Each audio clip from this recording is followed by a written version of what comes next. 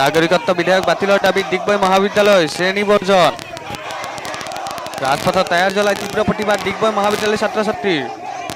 অতি শীঘ্ৰে নাগৰিকত্ব বিধেয়ক 2016 বাতিল কৰাৰ দাবী ছাত্ৰ সমাজৰ প্ৰতিবাদকাৰীক আৰক্ষীয়ে বাধা প্ৰদান কৰাত প্ৰতিবাদকাৰী আৰু আৰক্ষীৰ মাজত হতাহতিৰ সৃষ্টি হয়